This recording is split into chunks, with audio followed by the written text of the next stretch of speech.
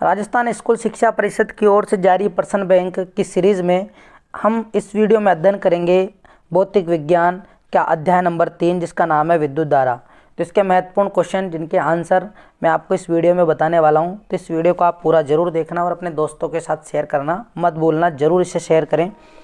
तो यहाँ पे हम स्टार्ट करते हैं पहले क्वेश्चन से। पहला क्वेश्चन जो दे रखा है वह है, एक चालक में 0.8 एम्पीयर की धारा प्रवाहित हो रही है। चालक में से प्रति सेकंड प्रवाहित होने वाले इलेक्ट्रॉनों की संख्या क्या होगी। तो क्वेश्चन में हमें 4.8 एम्पीयर धारा दे रखी है, यानी आई का मान 4.8 एम्पीयर दे रखा है। हमसे पूछा है कि चालक में से प्रति सेकंड का मतलब है कि आपको टी का भाग लगाना है। इलेक्ट्रॉनों की संख्या, हमने इलेक्ट्रॉनों की संख्या को n माना है, n में टी का भाग लगा दिया तो हमें n/t का मान बताना है। हम जानते हैं कि I बराबर Q/T होता है और Q आवेश के क्वांटीकरण सिद्धांत से Ne के बराबर होगा, बटा में T आ गया। E यहाँ पर इलेक्ट्रॉन पर आवेश का मान है और हमें क्या ज्ञात करना है, n/t। तो हम क्या करेंगे, ये जो E है इस E का भाग I में लगा देंगे तो n/t बराबर हो जाएगा I/E। I का मान 4.8 है और इलेक्ट्रॉन पर आवेश का मान 1.6 गुणा 10 की घात -19 होता है। तो 4.8 के अंदर अगर हम 1.6 गुणा 10 की घात -19 का भाग लगाएंगे तो 3 गुणा 10 की घात 19 आएगा। तो इसका मतलब n/t यानी चालक में से प्रति सेकंड प्रवाहित होने वाले इलेक्ट्रॉनों की संख्या 3 गुणा 10 की घात 19 हो जाएगी। तो इसका सही आंसर ऑप्शन नंबर ए होगा। इसके बाद नेक्स्ट क्वेश्चन है कि यदि किसी तार की लंबाई दुगनी कर दी जाए तथा अनुप्रस्थ काट भी दुगना कर दिया जाए तो उसका प्रतिरोध क्या होगा। तो हम जानते हैं कि प्रारंभ में प्रतिरोध जो होता है वो प्रतिरोधकता गुणा L/A होता है।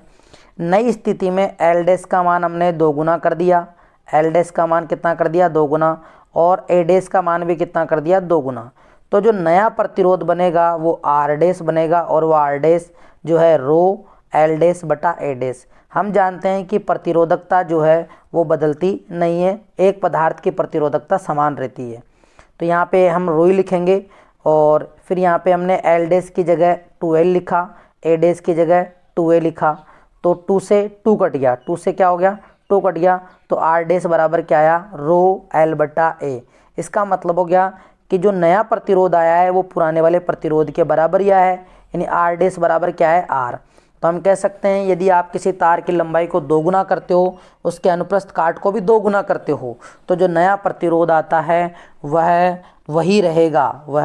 वही रहेगा, कोई परिवर्तन नहीं आएगा। तो इसका सी ऑप्शन सही आंसर हो जाएगा, यानी उसका जो मान है वो वही रहेगा। तो आप इसे याद ही कर लो, अगर तार की लंबाई दुगनी हो, अनुप्रस्थ काट भी दुगना हो तो प्रतिरोध वही रहेगा, कोई चेंज नहीं आएगा।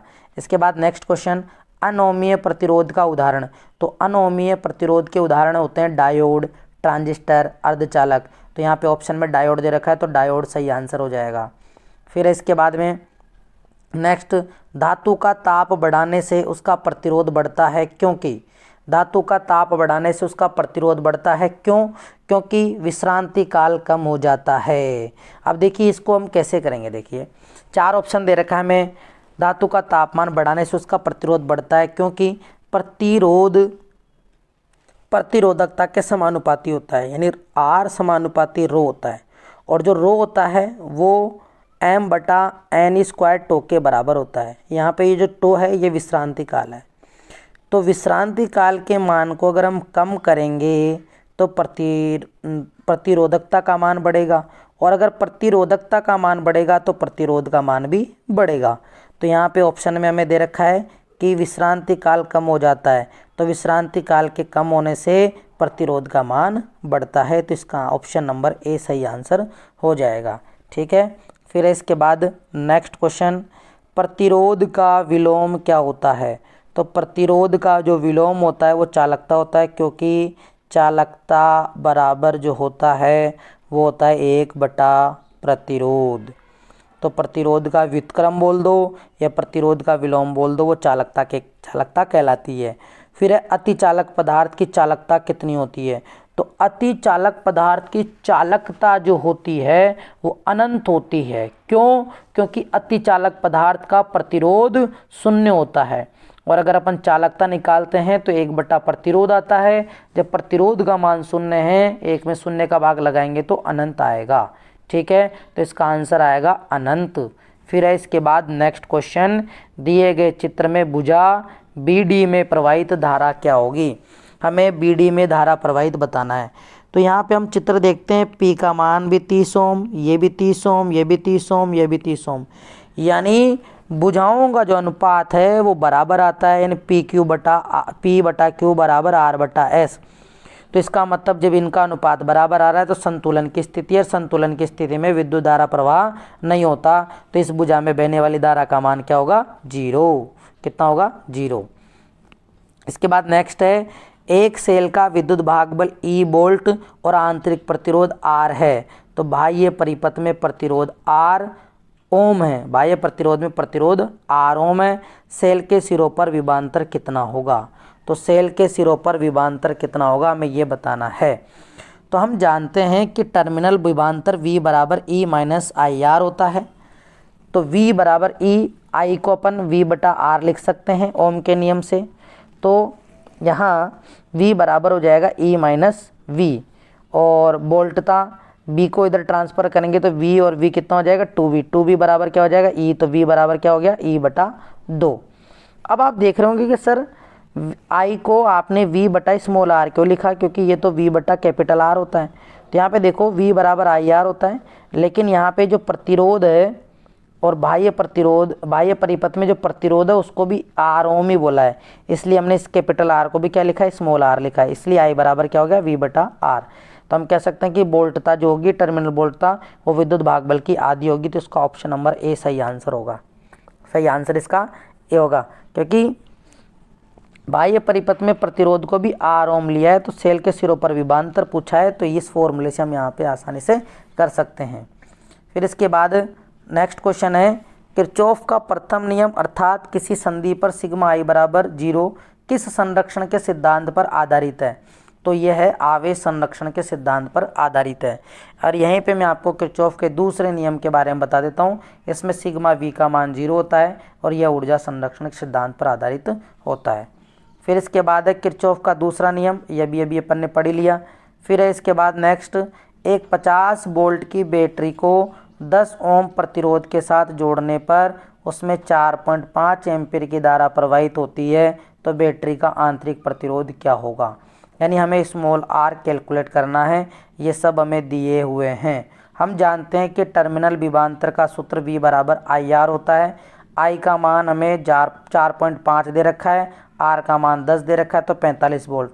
तो सबसे पहला काम हमारा टर्मिनल विभवांतर निकालना हो जाएगा। फिर हमसे बैटरी का आंतरिक प्रतिरोध पूछा है, तो हम यहाँ पे फॉर्मूला लगाएंगे V बराबर E माइनस आई आर। तो आंतरिक प्रतिरोध का सूत्र निकालेंगे तो इसको अपन जो है R के रूप में लिखेंगे। तो R बराबर हो जाएगा E माइनस V बटा आई। E का मान दे रखा है 50 वोल्ट, V का मान हमने ज्ञात कर ही लिया 45 वोल्ट, और I का मान 4.5। इसको हल करेंगे तो हमारे पास आंसर आएगा 1.1 ओम। ठीक है, 1.1 ओम इसका सही आंसर होगा। तो C ऑप्शन इसका सही आंसर हो जाएगा। इसके बाद नेक्स्ट है, जब सेलों को समांतर क्रम में जोड़ा जाता है तब क्या होता है। अगर हम सेलों को समांतर क्रम में जोड़ेंगे, यानी ये E1 सेल, ये E2 सेल, और इसको बाह्य प्रतिरोध से जोड़ देंगे, तब क्या होगा। तब इस सेल से धारा जो आएगी I1, इस सेल से धारा आएगी I2, फिर ये इस प्रतिरोध के अंदर जाएगी तो वो जुड़कर जाएगी। तो धारा का मान क्या होगा, बढ़ेगा। धारा का मान क्या होगा, बढ़ेगा। इसके बाद है नेक्स्ट क्वेश्चन, सेल का आंतरिक प्रतिरोध निर्भर करता है किन किन बातों पर।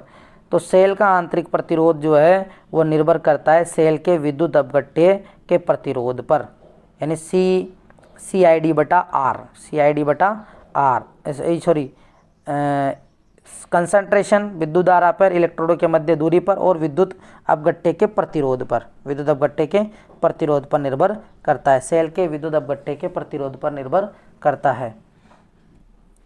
तो सेल का आंतरिक प्रतिरोध सेल के विद्युत अपघट्य के प्रतिरोध पर निर्भर करता है। इसके बाद है नेक्स्ट क्वेश्चन, बैटरी द्वारा प्रदाय धारा अधिकतम होगी यदि आंतरिक प्रतिरोध बाह्य प्रतिरोध के तुल्य हो, आंतरिक प्रतिरोध बाह्य प्रतिरोध से बड़ा हो, आंतरिक प्रतिरोध बाह्य प्रतिरोध से छोटा हो, उपरोक्त में से कोई नहीं। तो बैटरी द्वारा प्रदत्त धारा अधिकतम जब होगी जब आंतरिक प्रतिरोध बाह्य प्रतिरोध के क्या होगा, बराबर होगा, तब जाकर ये मान अधिकतम होगा। फिर इसके बाद नेक्स्ट, सेलों के किसी संयोजन से अधिकतम धारा प्राप्त करने के लिए सेलों को किस क्रम में जोड़ना चाहिए। तो सेलों से अगर हमें अधिकतम धारा प्राप्त करनी है तो उसे समांतर क्रम में जोड़ना चाहिए। इसके बाद नेक्स्ट है 17वीं PDF में अपन खालिस्तान देखेंगे। खालिस्तान ये है कि किसी अनुप्रस्थ काट के क्षेत्रफल से आवेश प्रवाह की दर को विद्युत धारा कहते हैं। किसी धातु में इलेक्ट्रॉनों व धन आयनों के बीच दो लगातार टक्करों के बीच समय अंतराल को विश्रांति काल कहते हैं। पदार्थ का वह गुण जिसके कारण वह उससे प्रवाहित होने वाली धारा का विरोध करता है प्रतिरोध कहलाता है। मैं आपको सीधा आंसर बता रहा हूँ, सुनते जाना। वह युक्ति जो रासायनिक ऊर्जा को विद्युत ऊर्जा में परिवर्तित कर दे विद्युत सेल कहलाती है। किसी संधि पर मिलने वाली समस्त धाराओं का बीजगणित योग शून्य होता है। किसी बंद लूप में होने वाले विभव परिवर्तनों का साधारण बीजगणित योग शून्य होता है। अमीटर सदैव परिपथ की शाखा व घटक के श्रेणी क्रम में जोड़ा जाता है। त्योहारों व सजावटों में के लिए लगने वाले बल्बों की झालर में बल्ब श्रेणी क्रम में लगे होते हैं, जबकि हमारे घरों में बल्ब, पंखे इत्यादि समांतर क्रम में लगे होते हैं। मानव शरीर के तंत्रिकाओं में प्रवाहित होने वाली धाराएं कुछ माइक्रो एम्पियर की कोटि की होती है, बहुत कम होती है, ध्यान रखना। और जो बिजली कड़कती है उसमें कुछ हजारों एम्पियर होती है। फिर इसके बाद सेल के विद्युत भागबल की इकाई जो होती है वो वोल्ट होती है। ताप बढ़ाने पर धातुओं का प्रतिरोध बढ़ता है या घटता है। तो जब हम ताप बढ़ाते हैं यानी तापमान में वृद्धि करते हैं तो प्रतिरोध जो होता है वो बढ़ता है, क्योंकि R बराबर R0 1 plus alpha delta T होता है। तो इसको T लिख देते हैं अपन। तो T को बढ़ाएंगे तो क्या होगा, प्रतिरोध बढ़ेगा, प्रतिरोध बढ़ेगा। धारा घनत्व का मात्रक, धारा घनत्व का सूत्र होता है I/A, तो मात्रक हो जाएगा एम्पियर बटा मीटर स्क्वायर। फिर इसके बाद में विद्युत धाराएं सदैव अपरिवर्तित होती है। तो विद्युत धाराएं अपरिवर्तित होती है, नहीं, विद्युत धाराएं नहीं होती है परिवर्तित। किसी विलयन में धन आवेश व ऋण आवेश दोनों गति कर सकते हैं क्या। तो किस विलयन में धन आवेश तथा ऋण आवेश दोनों गति कर सकते हैं। तो विद्युत अपघट्य पदार्थों के अंदर धन आवेश व ऋण आवेश दोनों गति कर सकते हैं। किरचॉफ का प्रथम नियम आवेश संरक्षण के नियम पर होता है।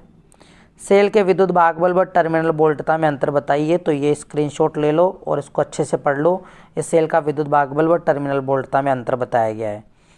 फिर इसके बाद उन पदार्थों के नाम लिखे जिनके प्रतिरोधकता ताप गुणांक ऋणात्मक होती है। तो अर्धचालकों के लिए प्रतिरोधकता ताप गुणांक ऋणात्मक होती है। सिलिकॉन, जर्मेनियम, गैलियम आर्सेनिक होता है। इसके बाद है ओम का नियम। इस नियम की दो सीमाएं लिखिए। तो इसकी सीमाएं ये लिखी हुई है और ये इसका आंसर है। तो इसका स्क्रीनशॉट लेके इसको आप अच्छे से याद कर लेंगे। फिर है नेक्स्ट, मीटर सेतु की दो सीमाएं लिखिए। तो मीटर सेतु की दो सीमाएं आप यहाँ पे समझो। मीटर सेतु से अधिक प्रतिरोध ज्ञात नहीं किया जा सकता, पहली सीमा तो ये है। दूसरे, मीटर सेतु से अधिक देर तक धारा प्रवाहित नहीं करनी चाहिए। मीटर सेतु में तांबे की मोटी पत्तियों का प्रयोग करना चाहिए। ये इसकी सीमाएं हैं। फिर है इसके बाद में आवेश वाहकों व गतिशीलता का मात्रक लिखिए। तो आवेश वाहक और गतिशीलता का मात्रक, तो गतिशीलता जो होता है वो Vd/E होता है। तो इसका जो मात्रक होगा वो म्यू का मात्रक हो जाएगा। तो मीटर स्क्वायर बटा वोल्ट गुणा सेकेंड। और म्यू की जो विमा होगी वो जो है ये इसके आधार पर अपन इस मात्रक के आधार पर इसकी विमा निकाल सकते हैं। इसके बाद है नेक्स्ट, ये जो क्वेश्चन है ये आप इसका स्क्रीनशॉट लेके और इसको आप अच्छे से तैयार कर लेना। ये क्वेश्चन है, स्क्रीनशॉट ले लो इसका, ठीक है। फिर इसके बाद नेक्स्ट है कि ये सेल का आंतरिक प्रतिरोध की परिभाषा दो। सेल जिनके विद्युत भागबल ये हों और श्रेणी क्रम में जुड़े हों, संयोजन को एक बाह्य प्रतिरोध से जोड़ा जाए तो आर में प्रवाहित होने वाली धारा आई ज्ञात कीजिए। तो ये क्वेश्चन भी इम्पोर्टेंट है, इनको आप अच्छे से तैयार कर लो।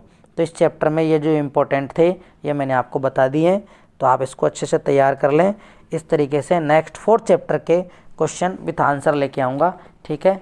Best of luck for your exam. Thank you.